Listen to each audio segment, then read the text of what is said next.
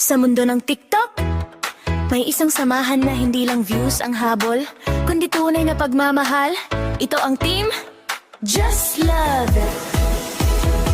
Sa bawat scroll, sa bawat araw, may ngiting hatid, may kwentong sabay-sabay. Hindi perpekto, pero totoo. Sa sayaw, sa tawa, ramdam ang puso.